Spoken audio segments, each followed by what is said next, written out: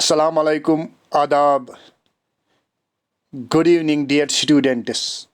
Today is the third lecture of voice, that is active voice and passive voice.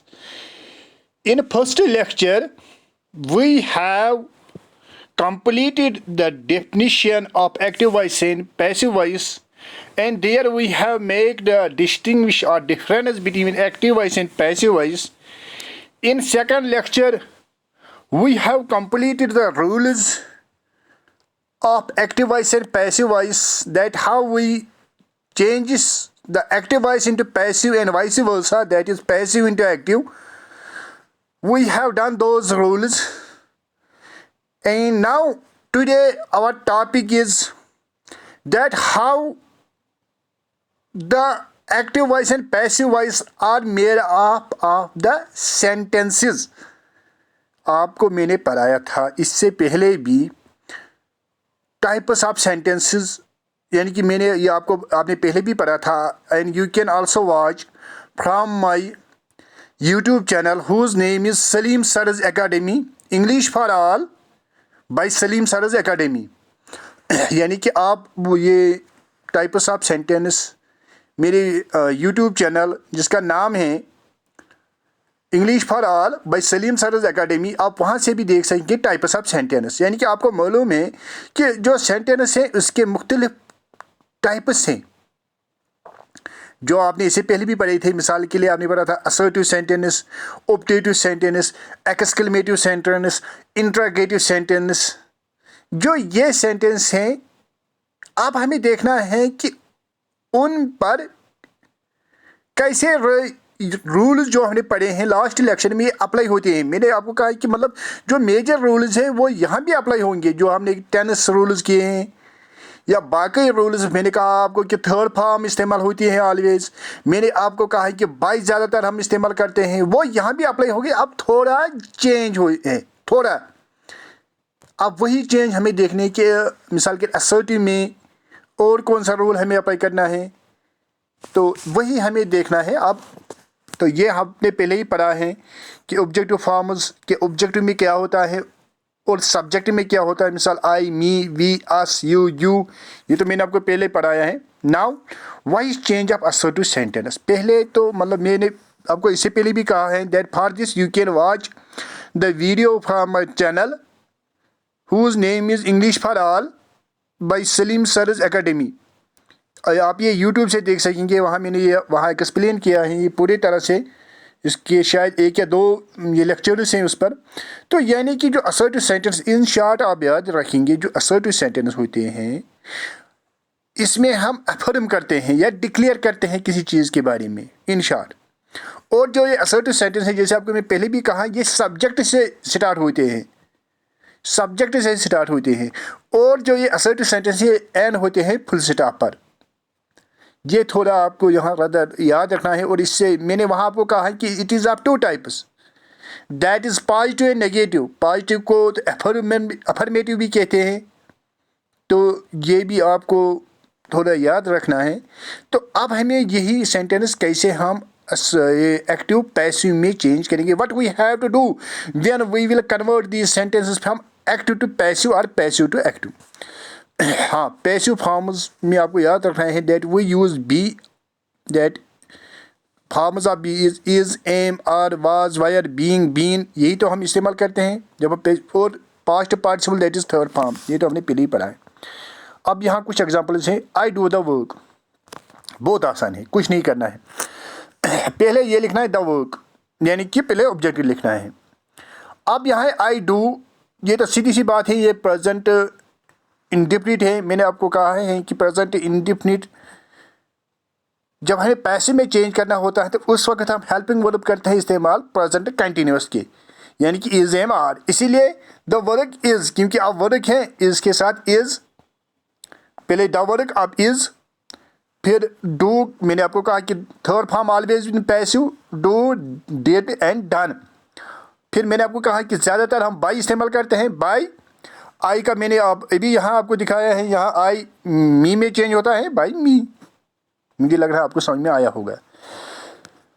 इसी तरह Asia type से letter, कुछ नहीं करना है। A letter is typed by Asha, Saida helped her, कुछ नहीं करना है पहले।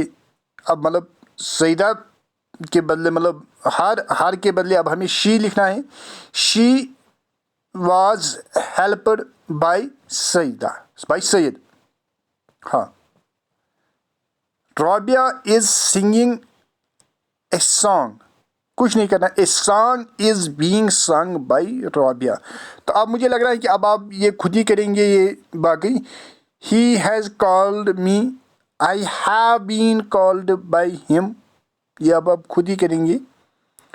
अब यहाँ थोड़ा नोट, इम्पॉर्टेंट नोट है, इम्पॉर्टेंट नोट, क्योंकि जो कॉम्पिटिटिव एग्जाम्स हैं, जो खासकर जो एसएससी के होते हैं, वहाँ ये मतलब ऐसे क्वेश्चंस ऐसे पूछे जाते हैं, जो कि एसएसबी में तो ऐसे ही नहीं होते हैं मगर एसएससी में होते हैं। Adverbials etcetera and in active voice remain in the end position in the passive voice too. Adverbials का मायने पहले क्या है, इन शॉर्ट आपको मालूम है कि एडवर्ब मैंने आपको कहा है, एडवर्ब इज दैट, ये भी मैंने आपको पढ़ाया था पार्ट्स ऑफ स्पीच में, शायद 1 या 2 लेक्चर हैं पार्ट्स ऑफ स्पीच पर। पार्ट्स ऑफ स्पीच मतलब आपको मालूम है, नाउन है, वर्ब है, एडवर्ब है, एडजेक्टिव है। तो ये भी मैंने अपलोड किया है अपने चैनल जिसका नाम है English for all by Salim Suraj academy. You can watch that from YouTube, आप यूट्यूब से उसको वॉच कर सकेंगे, क्योंकि वहाँ मतलब और एक चीज़ है, वहाँ यहाँ तो मैं आपको ऑडियो में पढ़ा रहा हूँ, वहाँ वीडियोज़ मैंने अपलोड किए हैं, यानी कि वहाँ मतलब वीडियो, यानी कि डायरेक्ट मैं पढ़ा रहा हूँ बोर्ड पर। वो बोर्ड भी स्मार्ट बोर्ड है, स्मार्ट बोर्ड पर मैं वहाँ पर आ रहा हूँ। You can watch that also, that will be helpful for you also. हाँ, यानी कि मेरे कहने का मतलब ये है कि एडवर्बल्स क्या होते हैं। पहले हमें देखना है कि एडवर्ब क्या होता है। मैंने आपको कहा है adverb is that which adds to all except noun and pronoun. Adverbs वो होते हैं जो हर किसी पार्ट्स ऑफ स्पीच के पार्ट्स को ऐड कर रहा है, मगर खालिस नाउन और प्रोनाउन को नहीं। क्योंकि मैंने उस वक्त वहाँ उसमें मैंने आपको कहा है कि जो नाउन और प्रोनाउन को ऐड करते हैं उसको एडजेक्टिव कहते हैं। Those who qualify the noun and pronoun is called adjective. अब जो बाकी वर्ड्स को ऐड करेगा इसको एडवर्ब कहते हैं। आमतौर पर आप ये समझते हैं कि शायद एडवर्ब वो है जो खालिस वर्ब को क्वालिफाई और ऐड कर रहा, नहीं, इतना ही नहीं है। कभी कभी एडवर्ब वर्ब को ऐड करता है, कभी कभी दूसरे एडवर्ब को, कभी कभी ये क्या कहते हैं और किसी को भी ऐड कर रहा है। तो ये आपको इसका ख्याल रखना है। यानी कि इसीलिए मेरे कहने का मतलब यहाँ है एडवर्बल्स, यानी कि जो इसी एडवर्ब को ऐड कर रहा है इन्हीं को एडवर्ब कहते हैं ही। यानी कि अब यहाँ रूल यही है कि अगर ये लास्ट पर होगा तो वो हमें लास्ट पर ही रखना है, वो पहले नहीं लाना है। इसका कहने का मतलब मिसाल आपको एग्जाम्पल में समझ आएगा। He will finish the work in a week, यहाँ इन ए वीक ये एडवर्बल है, ये यहाँ वर्ब हमें दिखा रहा है कब तक काम वो कंप्लीट करेगा। इसीलिए जो इन ए वीक आप कहेंगे हम पहले इन ए वीक लाएंगे और ऑब्जेक्ट इज यानी कि सब्जेक्ट की जगह ये ऑब्जेक्ट है। ये ऑब्जेक्ट नहीं है, यहाँ ऑब्जेक्ट वर्क है।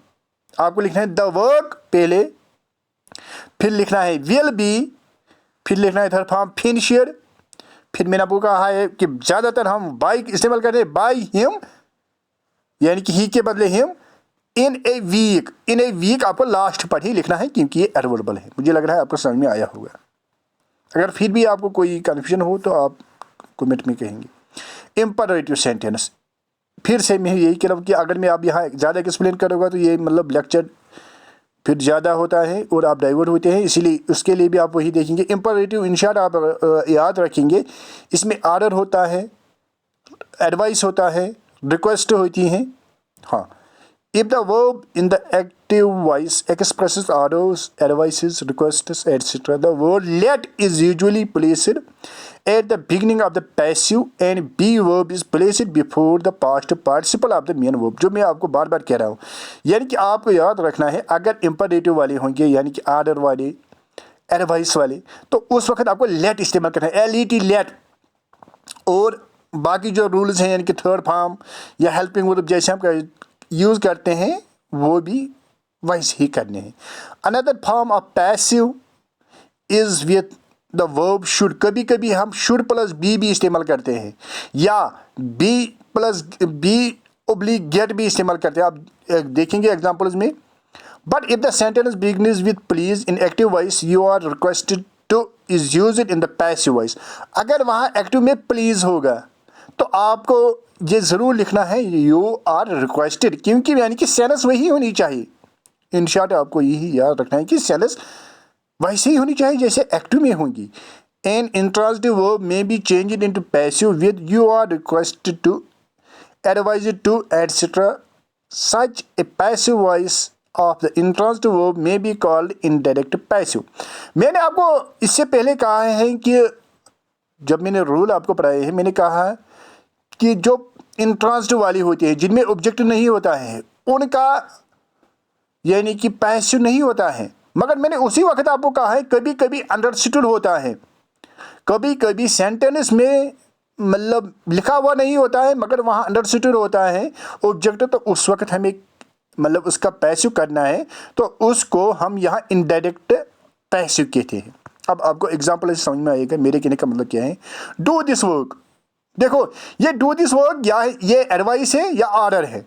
जब हम ऐसे सेंटेंस देखेंगे हमें लेट इस्तेमाल करना है।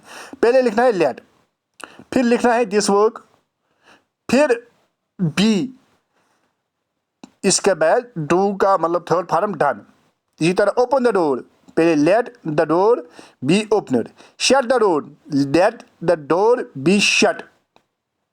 हाँ, इसी तरह tell him to go, let him be told to go. मुझे लग रहा है आपको समझ में आए होंगे ये। इसी तरह ये है जैसे हमने कहा है ऊपर के शुड भी हम इस्तेमाल कर सकते हैं। Keep your word, your word should be kept. Obey your teacher, your teacher should be obeyed, यानी कि ये भी हम शुड भी हम इस्तेमाल कर सकते हैं। मे बी कभी वो मतलब वहाँ पैसिव में मत होगा, आपको इसका एक्टिव करना होगा, तो उस वक्त आपको ये ख्याल रखना है जब ऐसे होंगे तो आपको ऐसे लिखना है। हाँ, फिर लंबे होते हैं ये आप खुद ही करेंगे ये एक्सरसाइज। आप यहाँ ये यही है, you can take the screenshot. In passive voice of some intransitive verbs by adding you are advise, जो मैंने आपको पहले ही कहा है, advise to, you are order to, you are request to may be treated as indirect passive. मैंने आपको पहले कहा इसको इनडायरेक्ट पैसिव भी कहते हैं। Let in active and passive voice, ये आपको मैंने पहले भी कहा है।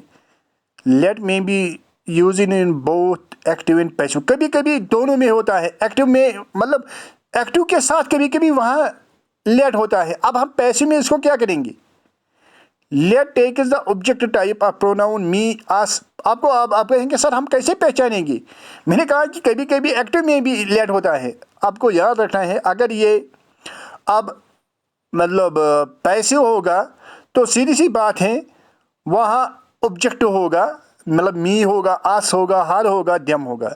Let me be replaced by may be allowed in the passive, तो पैसिव में हम इसको मे बी अलाउड में चेंज करते हैं। आपको एग्जांपल से समझ में आएगा मेरे कहने का मतलब क्या है।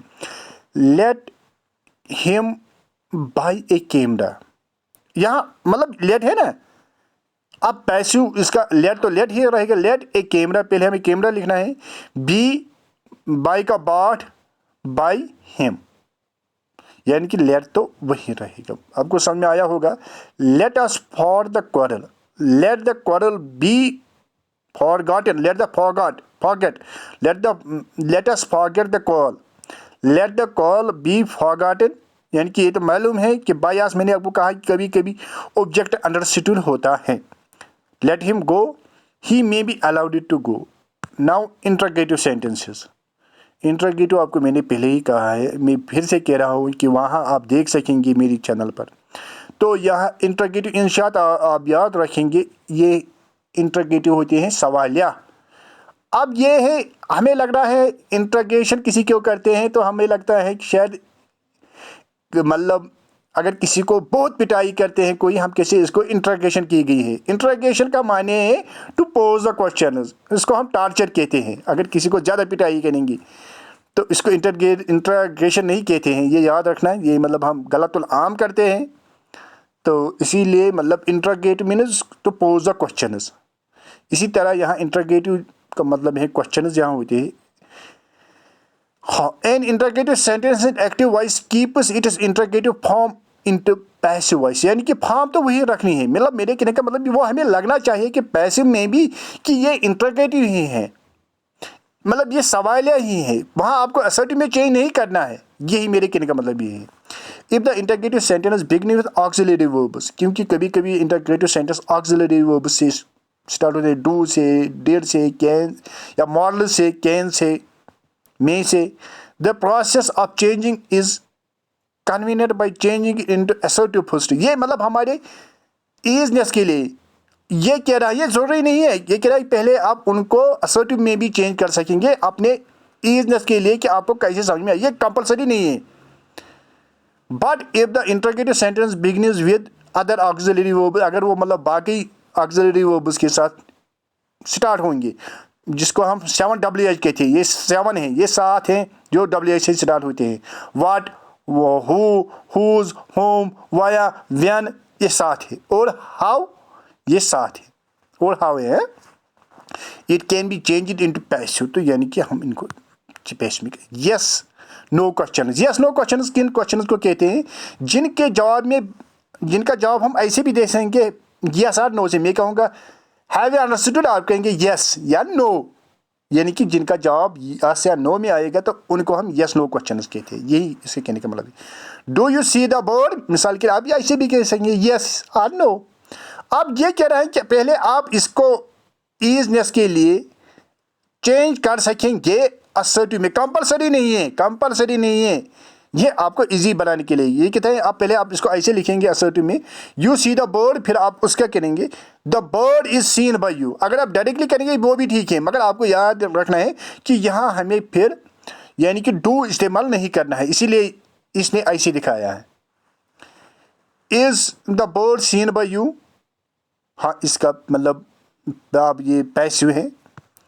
Did you see the man, आप डायरेक्ट भी लिख सकेंगे the man, was the man seen by you, was the man seen. अब ये हमारे ईजनेस के लिए कह रहा है कि आप असर्टिव में भी इसको चेंज कर देंगे, फिर इजी होगा। Has he done it, has it been done by him, have you read the book, has the book, क्योंकि आप ये यहाँ है बुक है, बुक के साथ हैज होता है, और यू के साथ मतलब ये तो प्लूरल है, इसके साथ मैंने आपको कहा हर हमेशा यू के साथ यहाँ है होता है। Have the book been read by you,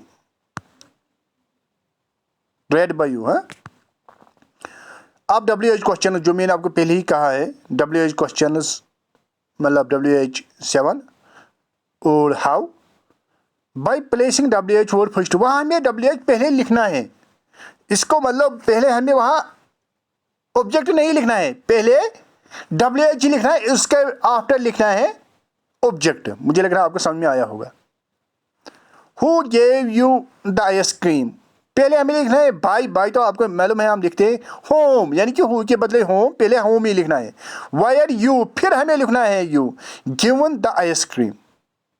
मुझे लग रहा है आपको समझ में आया होगा। अगर फिर भी आपको कोई डाउट होगा तो you can say, because I know that these are to some extent these are difficult, but you have to make the practice. There are some more examples, you can take the screenshot. Whom did you call? Who was called by you? You can do them yourself. अब negative sentence है, negative आपको मालूम है जहाँ not होगा। By placing not before the past participle of the verb, यानी कि पहले नॉट ही लिखना है, फिर थर्ड फॉर्म लिखनी है।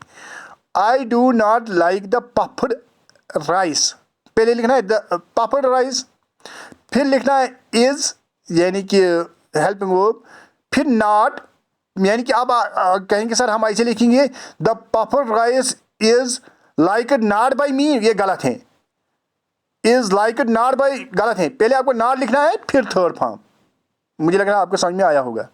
The boy did not break the glass, the glass was not broken by the boy, आप ऐसे नहीं लिख सकेंगे the glass was broken not by the boy, ये गलत है, पहले आपको नॉट ही लिखना है, इसके बाद थर्ड फॉर्म। मुझे लग रहा है आपको समझ में आया होगा। हाँ, you can do these your self. You can take the screenshot. हाँ, अब स्पेशल ये तो मतलब ज़्यादा ये आपके लिए ज़्यादा इम्पोर्टेंट नहीं है, क्योंकि हमने पहले, अब थोड़ा मैं आपको यहाँ कंसेप्ट कहूँगा।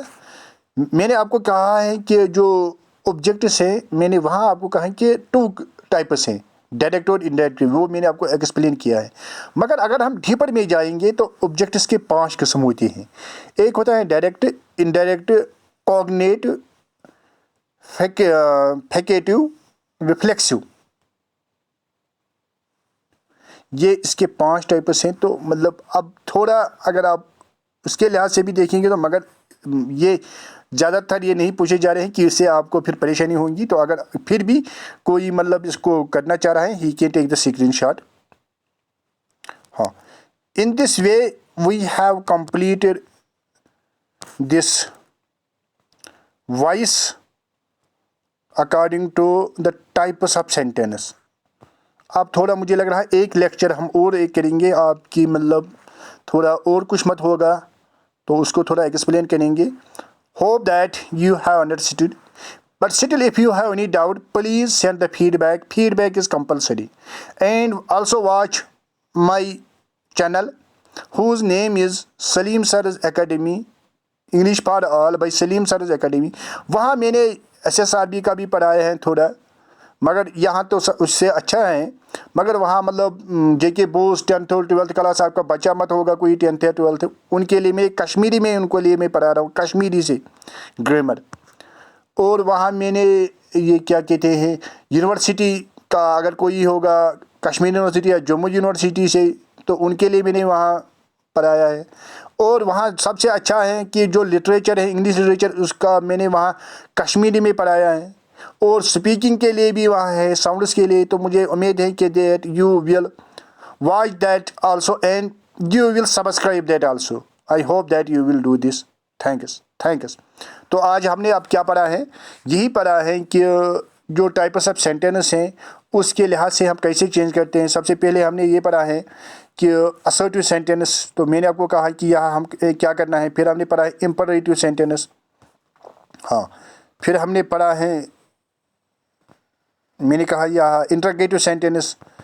फिर हमने पढ़ा है नेगेटिव सेंटेंसेस। फिर मैंने आपको कहा स्पेशल फॉर्म्स, मैंने कहा कि ये आपके लिए ज़्यादा ज़रूर नहीं है, तो इसीलिए I think that this is sufficient. Okay bye, take care, okay bye.